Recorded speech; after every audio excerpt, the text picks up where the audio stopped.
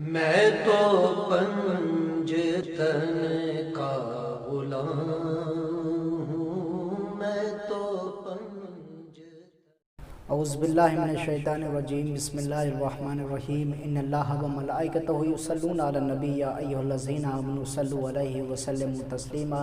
اللہم صل علی محمد و آل محمد وعجل فرجہم۔ السلام علیکم ورحمۃ اللہ وبرکاتہ۔ مومنین، آج کا میرا بیان ہے کہ اقدام کر کے باقی کام خداوند عالم کے اوپر چھوڑ دیجئے، کیونکہ جن گھروں میں بچے ہیں ان کو شب و روز یہ واقعہ پیش آتا ہے کہ مثلاً ایک بچہ ہے جو دور کھڑا ہے، ہم نے اس کو بلایا اور ہم کو معلوم ہے کہ وہ کتنا سفر کرے لیکن ہم تک نہیں پہنچ سکتا، لیکن ہم اس کے منتظر رہتے ہیں کہ دیکھیں یہ کیا کرتا ہے۔ وہ بچہ چلتا ہے، گر پڑتا ہے، پھر اٹھتا ہے، پھر گرتا ہے، پوری کوشش کرتا ہے، جب نہیں پہنچ پاتا تو رونے لگتا ہے۔ پھر یہ ممکن نہیں کہ اس کو روتا دیکھ کر ہمیں صبر آ جائے، فوراً دوڑ کر اسے اٹھا لیتے ہیں۔ لہٰذا یہ مسافرت ہم نے ہی طے کی ہے، لیکن اس بچے کی کوشش اور رونے کے بعد بچہ اگر یہ سمجھے کہ فاصلہ میں نے طے کیا ہے تو وہ نادان ہے۔ اس طرح ہمارا عمل ہے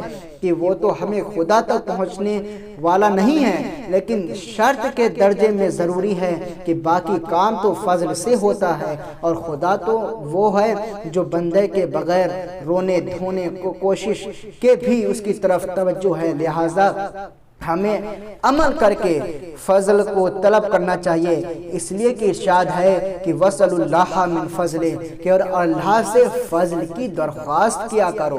عزیزان محترم، اب یہاں پہ یہ شبہ ہو سکتا ہے کہ ہم فضل خدا کا سوال کریں لیکن معلوم نہیں ہماری درخواست سنوائی ہوگی یا نہیں ہوگی۔ اس نے ہمارے آگے شبہ کو خود بھی زائل کر دیا کہ خداوند عالم نے ارشاد فرمایا ہے کہ ان اللہ کان بکل شیء علیما، یعنی اللہ تعالیٰ ہر چیز سے واقف ہے۔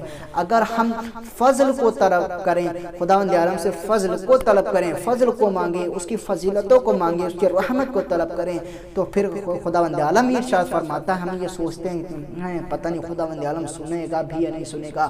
خداوند عالم ارشاد فرما رہا ہے کیا ان اللہ کان بکل شیء علیما، کہ بے شک خداوند عالم جو ہے ہر چیز سے واقف ہے، لہذا سائل کی بھی اطلاع ہے اور سوال پر دیں گے بھی ضرور۔ ہاں، کبھی ایسا بھی ہو سکتا ہے کہ جو شے آپ مانگتے ہیں وہ نہیں ملتی مگر اس سے اعلیٰ درجے کی شے دے دیتے ہیں، مگر ہمارا ذہن وہاں تک نہیں پہنچ پاتا۔ اس کی مثال ایسی ہے کہ کسی سائل نے کسی کریم سے 1 روپیہ مانگا مگر اس نے سونے کی اشرفیاں نکال کر دے دیں۔ اب اگر عزیزان محترم سائل عقل مند ہے تو نہایت خوش ہوگا اور مسرت سے پھولا نہ سمائے گا، اور اگر نادان ہے تو شکایت کرے گا، ہاں ہم نے آپ سے 2 روپے مانگے تھے اور آپ نے یہ سونے کی سکے اشرفیاں پکڑا رہے ہیں، ہم نے تو 1 روپیہ مانگا تھا وہ تو ہم کو نہ ملا۔ اب خصوصاً جو دین کے لیے دعا ہے وہ تو بعین ضرور قبول ہے۔ دین چونکہ خیر محض ہے اس لیے کہ وہ بعین عطا ہوتا ہے، اور دنیا کی شے جو بندہ مانگتا ہے تو یہ کہ وہ اپنے مسئلے سے واقف نہیں ہے، اس لیے وہ کریم بعینہ وہی شے عطا کرتا ہے بلکہ اس کا نعم البدل عطا کر دیتا ہے۔ لہٰذا پہلا قدم آج سے اٹھا لیجئے اس معاملے کو، کل پتہ نہیں کرنا پڑے یا نہ کرنا پڑے۔ بہت سی دینی طالب علموں کا بھی یہی خیال ہے کہ ابھی ہم تو پڑھ رہے ہیں، جب پڑھ لیں گے تو اس وقت عمل کریں گے۔ یہ خیال بالکل بھی غلط ہے عزیزان محترم، کہ جس گناہ کو آپ آج نہیں چھوڑ سکتے، وہ جس ثواب کو آپ آج نہیں حاصل کر سکتے، اور نفس پر آپ قابو نہ ہو تو کل بطریقہ اولا آپ سے عمل نہ ہوگا۔ آج عمل کرنا آسان ہے، لہٰذا اس لیے جس قدر وقت گزرتا جائے نفس کے اندر برے اخلاق اتنا ہی جڑ پکڑتے جائیں گے۔ کہ مثلاً ایک درخت ہے، وہ درخت اگر جب لگا دیا جائے، جس وقت وہ نیا ہوتا ہے ہم اس کو 1 انگلی سے اٹھا کے اکھاڑ سکتے ہیں، لیکن جب وہ درخت اگر بڑا ہو جائے 1 انگلی کیا، پھر ہم چاہے پورا اپنے خاندان کا ہی زور کیوں نہ لگا دے اسے اکھاڑنے میں، تو تو نہیں اس کو زمین سے اکھاڑ سکتے. کیوں؟